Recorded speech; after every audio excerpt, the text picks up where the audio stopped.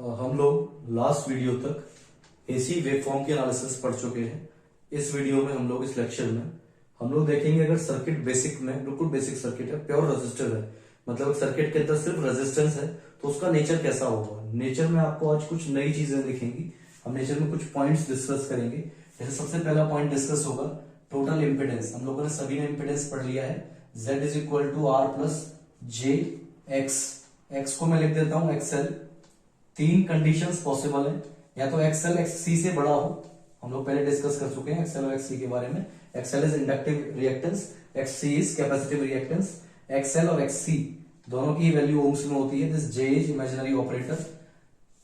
XL या तो एक्ससी से बड़ा होगा तो एक्सएल माइनस एक्ससी लिखेंगे, एक्ससी एक्सएल से बड़ा होगा तो एक्ससी माइनस एक्सएल लिखेंगे, और दोनों बराबर होंगे तो दोनों दूसरे को न्यूट्रलाइज कर देंगे दोनों इफेक्ट, और एक्सएल माइनस एक्ससी या फिर XC minus XL is equal to 0 हो जाएगा। वो रेजोनेंस की कंडीशन है, हम फिलहाल वो नहीं पढ़ रहे हैं। दोनों में से कुछ एक हो सकता है, तो एक्सएल बड़ा या फिर एक्ससी बड़ा। In general we have in industry inductive loads, है ना। हमारे पास जितनी इंडस्ट्री है उसमें 99% आपके पास में इंडक्टिव लोड्स है। इंडक्टिव लोड होने का मतलब है कि आपके पास इंडक्टिव इफेक्ट ज्यादा होगा। आई एक्सएल की वैल्यू आप एज ए स्टैंडर्ड एनालिसिस आप एक्सएल की वैल्यू को ज्यादा कंपेयर करते हैं, ज्यादा कंसिडर करते हैं, ठीक है।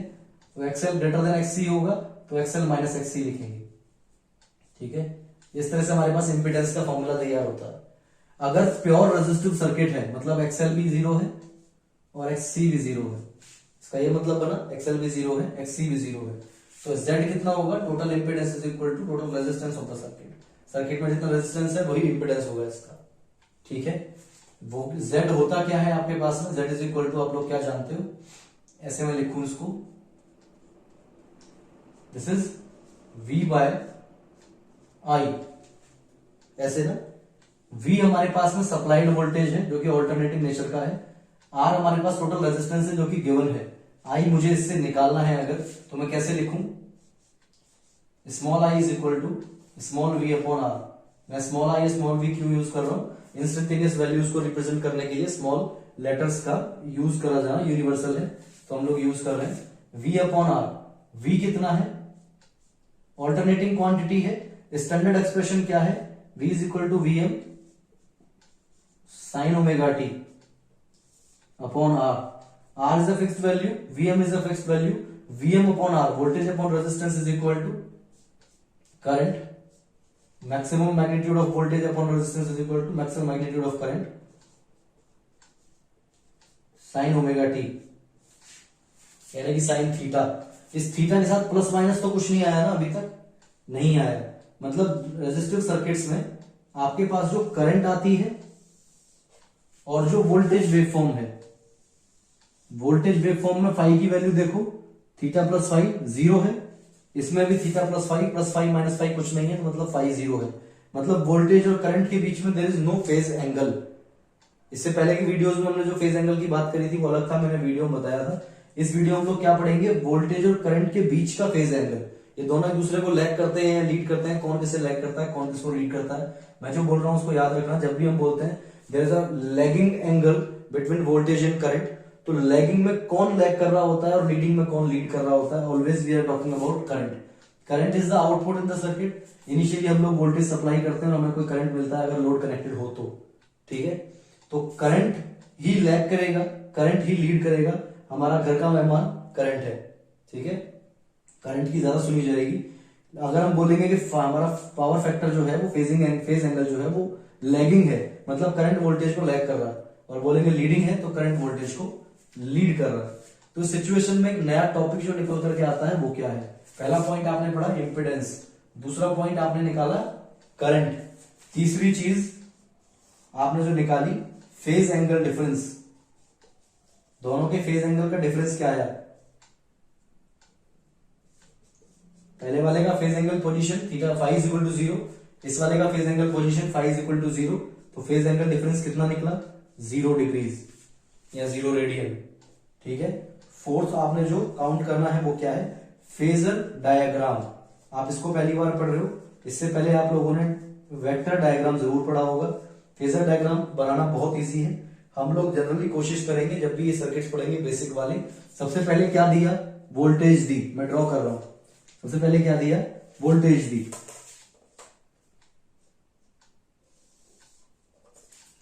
वोल्टेज दी, वोल्टेज को मैंने रेफरेंस, मतलब आपका क्वाड्रेंट ऑपरेशन याद रखना आप लोग। क्वाड्रेंट ऑपरेशन में आपको पता है 0 से स्टार्ट करते हैं, एंटी क्लॉकवाइज चलते हैं तो +90 +180 आता है। ये मेरा रेफरेंस पोजीशन था। ये एक वेक्टर आपके हिसाब से है, मेरे हिसाब से फेजर है। डिफरेंस क्या है वेक्टर और फेजर में? वेक्टर में मैग्नीट्यूड क्वांटिटी का कांस्टेंट होता है, फेजर में मैग्नीट्यूड क्वांटिटी का ऑल्टरनेटिंग नेचर का होता है। तो हम ऑल्टरनेटिंग नेचर की बात कर रहे हैं साइनसॉइडल वेवफॉर्म की, तो हम इसको फेजर बोलेंगे। ये फेजर किसका है? ये फेजर है वोल्टेज का, क्योंकि वो 0 डिग्री पे सेट है। अगर क्वाड्रेंट ऑपरेशन की बात करें तो 0 डिग्री है, वैसे हम बोलेंगे रेफरेंस पॉइंट। रेफरेंस पॉइंट पर जो फेजर बनाया, रेफरेंस फेजर। इसके बाद हम बात करते हैं करंट की, कि वोल्टेज और करंट के बीच का फेज एंगल देखना है, उन्हीं का फेजर डायग्राम बनाना है। वोल्टेज का फेजर दिखा दिया, करंट का फेजर ड्रॉ करना है। वोल्टेज का फेजर φ = 0, उसमें प्लस माइनस कुछ भी नहीं था।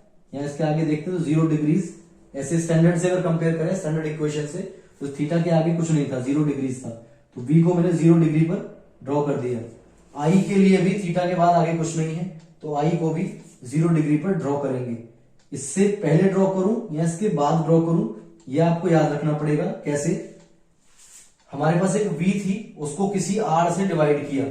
Any quantity divided by some positive magnitude, resistance का नेगेटिव मैग्नीट्यूड तो नहीं होगा। Any quantity divided by some positive magnitude, इसकी वजह से आने वाला रिजल्ट, अगर वोल्टेज को R से डिवाइड करेंगे तो करंट की वैल्यू वोल्टेज से कम आएगी या ज्यादा? कम आएगी। तो मैं कहीं यहां पर करंट ड्रॉ कर लूंगा। This is current, this is origin, origin को उसे दिखा दिया मैंने, 0 जो भी है सेंटर पॉइंट ओरिजिन दिखाया। ये वोल्टेज का फेजर है और ये करंट का फेजर है। दोनों ही 0 डिग्री पर लाई करते हैं, दोनों फेजर्स को 0 डिग्री पर लाई करवा दिया। ये आपका फेजर डायग्राम है in case of pure resistive circuit. ठीक है, प्योर इंडक्टिव के लिए हम लोगों ने ड्रॉ कर लिया। सर्किट के अंदर एक वोल्टेज सोर्स है, एसी सप्लाई, एक इंडक्टर है, सिर्फ इंडक्टर है, इसलिए हमने इसको बोला प्योर इंडक्टिव। जब सिर्फ इंडक्टर होगा तो प्योर इंडक्टिव, सिर्फ कैपेसिटर प्योर कैपेसिटिव, सिर्फ रेजिस्टेंस होगा, रेजिस्टर होगा तो प्योर रेजिस्टिव। टोटल इंपीडेंस का फॉर्मूला आपके सामने है, Z = R + jXL - XC। अब मैं आपसे बोलता हूं कि प्योर इंडक्टिव सर्किट है, there is no resistance, resistance नहीं है, कैपेसिटेंस नहीं है, सिर्फ आपके पास इंडक्टेंस है। तो आपका इंपीडेंस कितना बनेगा? +jXL। ठीक है, +jXL बना। इसके बाद हम आगे चलते हैं, करंट कैलकुलेट करते हैं। करंट कैलकुलेट करने के लिए वोल्टेज का वेवफॉर्म ऑब्वियसली V है, एसी क्वांटिटी है, तो स्टैंडर्ड एक्सप्रेशन क्या होगा? V = Vm sin ωt + phi। Phi कुछ भी गिवन नहीं होता है, स्टैंडर्ड इक्वेशन होता है जो हमारी बेसिक सप्लाई होती है, सप्लाई गिवन, उसमें कोई फेज लैग या लीड नहीं आता है। हम आइडियल सप्लाई जनरेट करते हैं तो कोई फेज लैग या फेज लीड नहीं आएगा, बिल्कुल 0 से स्टार्ट होने वाली आपको वेवफॉर्म मिलेगी। तो ये आपकी वो वेवफॉर्म है। इस वेवफॉर्म को अगर मैं टोटल इंपीडेंस से डिवाइड करूं तो मुझे टोटल करंट मिल जाएगा, voltage divided by total impedance. ठीक है, इससे पहले भी यही किया था मैं प्योर रेजिस्टिव में।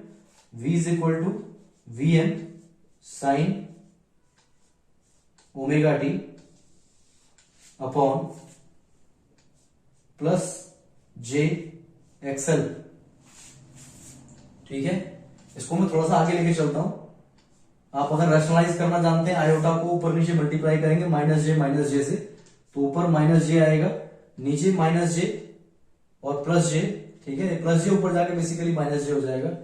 Vm/XL, magnitude of voltage upon ohmic value, voltage upon resistance, voltage upon ohms. आपको क्या मिलता है? करंट मिलता है, which is equal to Im sin ωt। अभी जो चीज आपने ध्यान देने वाली है वो क्या है? ये -j आपके क्वाड्रेंट ऑपरेशन में, क्वाड्रेंट ऑपरेशन जो आप पढ़ते हो उसमें -j पोजीशन बता रहा है Im sin ωt का। Im sin ωt है क्या? ऑल्टरनेटिंग करंट है ना। Im sin ωt क्या है? ऑल्टरनेटिंग करंट है, इसकी इंस्टेंटेनियस वैल्यू स्मॉल i है, मैग्नीट्यूड वैल्यू Im है, एंगुलरली वो रोटेट करता है, उसको रिप्रेजेंट कर रहा है। और इसके साथ अभी कोई एंगल हमें दिखाई नहीं दे रहा है, लेकिन मल्टीप्लीकेशन में -j है, तो ये -j क्या रिप्रेजेंट करता है? क्वाड्रेंट ऑपरेशन में -j कहां आता है? अगर ये 0 डिग्रीज है, ये +90 है, ये +180 है, ये +270 है, तो अगर हम एंटी क्लॉकवाइज की जगह क्लॉकवाइज चलें तो हमें क्या मिलेगा, ये 0 है, ये -90 है, ये -180 है, ये -270 है, ऐसे ही मिलता है ना। तो -j अगर हम इमेजिनरी रियल एक्सिस बनाए, ये पॉजिटिव x, ये -x, ये पॉजिटिव इमेजिनरी, ये माइनस इमेजिनरी, जे क्या होता है इमेजिनरी ऑपरेटर, तो +j ऊपर और -j नीचे। मैंने जो बताया है इसको रट लेना या समझ लेना, +j +90 -j -90 ऐसे याद कर लो, या फिर क्वाड्रेंट ऑपरेशन याद करो। एंटी क्लॉकवाइज चलते हैं तो 0 90 180 270 मिलता है, क्लॉकवाइज चलेंगे तो 0 -90 -180 -270 मिलता है। इस तरह से एंटी क्लॉकवाइज में +j की पोजीशन मिलती है आपको, और क्लॉकवाइज में -j की पोजीशन मिलती है आपको। ये +j और -j आपको बेसिकली एंगल में डिफरेंस बना के देने वाले हैं, यही हम समझने की कोशिश कर रहे हैं। ये पूरी एक्सप्रेशन करंट की है, लेकिन मैंने करंट की एक्सप्रेशन पढ़ी कैसे है, I = Im sin omega T, V = Vm sin omega T. Plus में कोई फाई हो सकता है, प्लस माइनस में कोई फाई हो सकता है, लेकिन प्लस माइनस में फाई ना होकर के -j से मल्टीप्लिकेशन कर रखी है। तो -j पोजीशन देखो कौन सी है, -90। तो मैं इसको ऐसे भी लिख सकता हूं, Im sin ओमेगा टी -90। इसको और इसको, ये दो रिप्रेजेंटेशन है जो एक दूसरे के इक्विवेलेंट है, इनको हम ऐसे लिख सकते हैं। अब मैं कंपेयर कर सकता हूं उसको स्टैंडर्ड इक्वेशन के साथ में। मेरे पास फाई की वैल्यू -90 आ चुकी है, फाई की वैल्यू -90 आ चुकी है। अब ये करंट जो है वो लैग कर रहा है या लीड कर रहा है वो भी हम देखेंगे, ठीक है। करंट की वैल्यू मिल गई। यहां से अगर मैं बोलूं कि फेज एंगल डिफरेंस बताओ, तो फेज एंगल डिफरेंस कैसे बताओगे, phase angle difference, phase angle difference क्या होगा, वोल्टेज का फेज एंगल देखो और करंट का फेज एंगल देखो, आपको फेज एंगल डिफरेंस मिल जाएगा। फेज एंगल डिफरेंस फाई का मैग्नीट्यूड अगर मैं देखूं तो मैग्नीट्यूड = 90 डिग्री, π/2 का डिफरेंस है।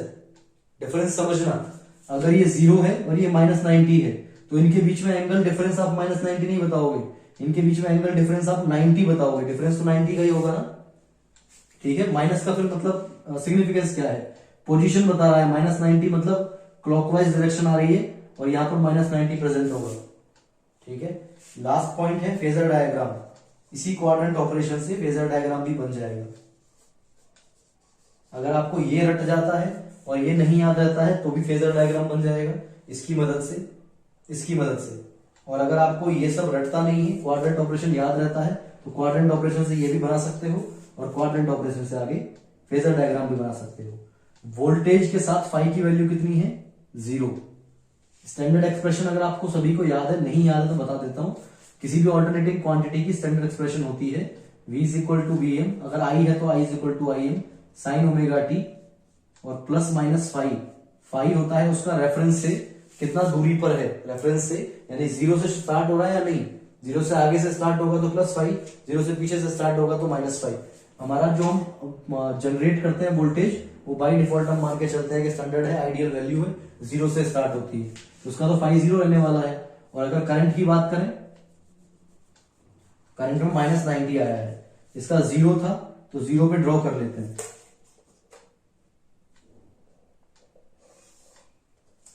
0 पे ड्रॉ कर लिया, ये से रेफरेंस फेजर बोलेंगे। ये रेफरेंस फेजर कौन सा है, ये वोल्टेज का फेजर है, जो 0 डिग्री पर पोजीशन होने की वजह से हमने 0 डिग्री पर बना लिया, ठीक है। ये हेड, ये टेल। अब बात करंट की आती है, करंट की पोजीशन क्या है, करंट -90 पोजीशन पे है, करंट -j पोजीशन पे है, यहां से भी याद कर सकते हो, ठीक है।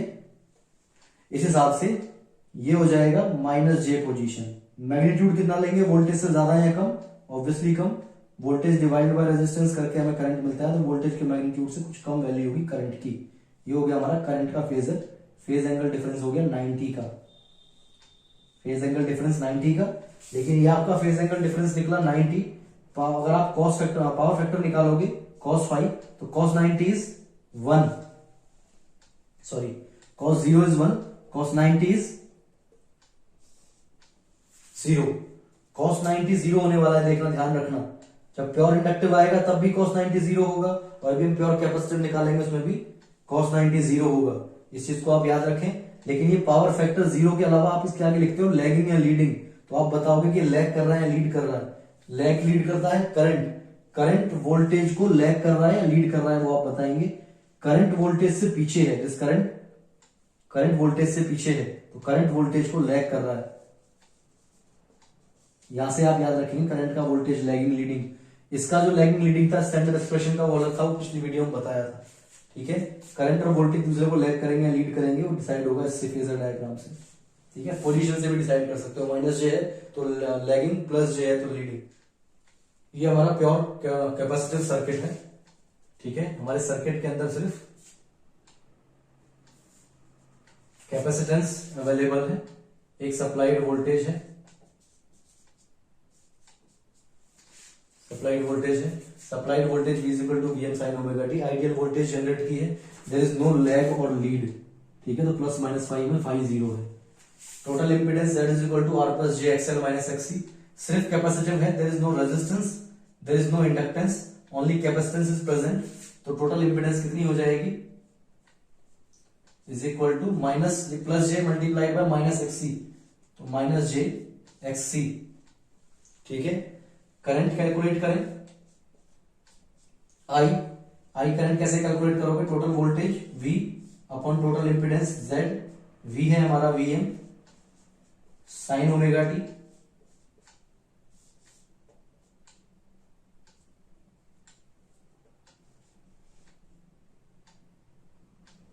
V is equal to Vm sine omega T, Z है माइनस जे XC, रैशनलाइज करोगे ऊपर प्लस जे आ जाएगा, Vm अपॉन XC वोल्ट्स अपॉन ओम्स, आपको क्या मिलेगा, करंट Im और sign omega T. Pure inductive की तरह जैसे पहले माइनस जे आया था तो हमने माइनस जे की पोजीशन देखी थी, इसको मैं आगे और सॉल्व कर सकता हूं कैसे, क्वाड्रेंट ऑपरेशन जो हमने अभी थोड़ी देर पहले देखा था, प्लस जे की पोजीशन मतलब प्लस 90 है ना, क्वाड्रेंट ऑपरेशन में प्लस जे, इमेजिनरी और रियल एक्सिस को देखोगे प्लस जे ऊपर माइनस जे नीचे आता है, क्वाड्रेंट ऑपरेशन से कंपेयर करोगे तो 0 से प्लस 90 आपका ऊपर आता है, सही बात है ना। तो प्लस जे प्लस 90 को रिप्रेजेंट करता है, तो मैं इसको ऐसे लिख सकता हूं Im, ये दोनों इक्विवेलेंट है, साइन ओमेगा टी प्लस 90, ऐसे याद रख सकते हैं आप। V के साथ फाई की वैल्यू 0, I के साथ फाई की वैल्यू प्लस 90, इसको याद रखना। तो फेज एंगल डिफरेंस कितना होगा, फेज एंगल डिफरेंस फाई अगर हम ले लें, इसका फाई 0, इसका फाई 90, दोनों के बीच डिफरेंस हो जाएगा 90 डिग्रीज का। लैगिंग होगा या लीडिंग, ये प्लस 90 का मतलब है क्वाड्रेंट ऑपरेशन में आई ऊपर आएगा और वोल्टेज अपना रेफरेंस पर होगा, तो वहां से देख करके मैं इसका लैगिंग लीडिंग डिसाइड करूंगा। फेजर डायग्राम बना लेते हैं पहले। फेजर डायग्राम, दो ही फेजर है हमारे पास, एक वोल्टेज टोटल सप्लाई वोल्टेज वाला फेजर है और एक करंट का फेजर है, दो ही, जितनी क्वांटिटी उतने फेजर। अगर इसमें तीनों लगे होते, रेजिस्टेंस, इंडक्टेंस, कैपेसिटेंस, तो इन तीनों के जो पोटेंशियल ड्रॉप्स होते हैं उनका भी फेजर ड्रॉ कर सकते थे, लेकिन इसमें एक ही है, जितना इसमें ड्रॉप होगा उतना ही इसे सप्लाई हुआ होगा। This V is going to be total potential will be potential drop in capacitance, तो अलग से पोटेंशियल ड्रॉप कैपेसिटेंस का ड्रॉ करने की जरूरत नहीं है। अभी मैंने क्या करना है, सप्लाई वोल्टेज देखनी है। सप्लाई वोल्टेज के अंदर फाई की वैल्यू कितनी है, 0। अगर फाई की वैल्यू 0 है तो 0 डिग्रीज पर रेफरेंस फेजर के तौर पर हमने अपना वोल्टेज फेजर बना दिया। ठीक है, ये इसका टेल और ये इसका हेड और ये हो गया आपका वोल्टेज फेजर। करेक्ट। करंट के साथ आते हैं, करंट का वोल्टेज से क्या रिलेशन है। करंट और वोल्टेज में अगर हम पोजीशंस की बात करें तो वोल्टेज 0 डिग्री पर प्लेस्ड है, पोजीशनड है, और करंट प्लस 90 पर पोजीशनड है। प्लस 90 ऊपर होगा नीचे होगा, ऊपर होगा। ठीक है, मैग्नीट्यूड करंट का वोल्टेज से ज्यादा होगा या कम होगा, वोल्टेज डिवाइडेड बाय रेजिस्टेंस से करंट निकालते हैं तो करंट का magnitude is always lesser than voltage का मैग्नीट्यूड। फेज एंगल डिफरेंस कितना आया था, 90। और अब इस फेजर डायग्राम को देख करके बताओ करंट वोल्टेज से आगे है या पीछे है, करंट वोल्टेज से आगे है, that is why this phi is equal to 90 is leading. ऐसे आप चीजों को याद रख सकते हो, रटने की बजाय आप अगर ऐसे बना करके देखेंगे तो आपको सारे आंसर्स आपके क्वेश्चंस के मिल जाएंगे, डाउट्स के। फिर भी कुछ डाउट रह जाए तो आप पूछ सकते हैं। इस वीडियो तक हमने प्योर रेजिस्टिव, प्योर इंडक्टिव और प्योर कैपेसिटिव तीनों सर्किट्स की बेसिक एनालिसिस कर ली है, जिसमें हमने इम्पिडेंस देखा कितना बनेगा, कैसे प्लस जे माइनस जे को रैशनलाइज किया, प्लस जे और माइनस जे की से हमने पोजीशन कैसे डिफाइन करी क्वाड्रेंट ऑपरेशन में, कैसे इक्विवेलेंस देखा दोनों का। उसके अलावा फेजर डायग्राम बनाते हुए आई को वोल्टेज के साथ बनाना और फिर बताना कि आई वोल्टेज को लैग कर रहा है, लीड कर रहा है। आप चाहो तो सभी केसेस में लास्ट में नोट पॉइंट पे ये डाल सकते हो कि करंट आई इज इधर लैगिंग बिहाइंड, इंडक्टिव के केस में लैगिंग बिहाइंड होगा, कैपेसिटर के केस में लीडिंग, और रेजिस्टिव के केस में इज इन फेज, इसे हम बोलते हैं in phase, is in phase voltage V, voltage V is in phase with voltage V।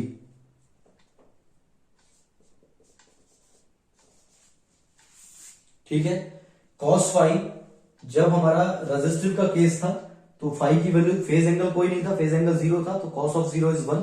Pure resistive के केस में power factor cos phi is equal to 1, जिसकी वजह से आप लोगों ने अभी तक P is equal to VI cos phi की जगह P is equal to VI पढ़ा था, power is equal to VI पढ़ा था और आप उसे वॉट्स बोलते थे। इसके केस में power factor cos phi is equal to cos of 0 1। Leading के केस में cos ऑफ 90 इज 0, लैगिंग के केस में cos ऑफ 90 इज 0। आपको इन दोनों केसेस में पावर फैक्टर की वैल्यू 0 मिलती है, cos फाई की वैल्यू। इससे डिफरेंस क्या आता है, मैं इसमें एक टॉपिक में छोटे से पॉइंट ऐड कर रहा हूं आपकी समझ के लिए, आपके शायद काम आ जाएगा। इसका स्क्रीनशॉट लेना है तो ले लेना, बैक करके भी ले सकते हो। मैं जो चीज ऐड कर रहा हूं वो क्या है, पावर ट्रायंगल आपको याद है और टोटल पावर एस भी आपको याद है, P प्लस जे क्यू, जिसमें आपने लिखा था कि एस होता है V इंटू आई, P होता है VI cos phi plus Q होता है आपका VI sin फाई। रेजिस्टिव के केस में cos phi is equal to 1, जहां cos फाई 1 होगा मतलब फाई 0 होगा तो sin फाई 0 हो जाएगा, sin फाई 0। अगर प्योर रेजिस्टिव केस है तो total power is equal to VI cos phi 1 हो जाएगा ना, VI cos फाई में cos फाई 1 हो गया, total power is equal to P। ठीक है, sin फाई 0 हो जाएगा फाई इज इक्वल टू 0 के लिए। ऐसे ही यह है प्योर रेजिस्टिव का केस। अगर प्योर इंडक्टिव हो या प्योर कैपेसिटिव हो, इंडक्टिव में लैगिंग, कैपेसिटिव में करंट लीडिंग आएगा, दोनों ही केस में cos फाई की वैल्यू 0 आ रही है। अगर cos फाई 0 है तो sin cos फाई 0 का मतलब फाई 90, तो sin 90 1 हो जाएगा। तो आपको यहां पर क्या मिलता है, प्लस जे क्यू। इंडक्टिव का केस हो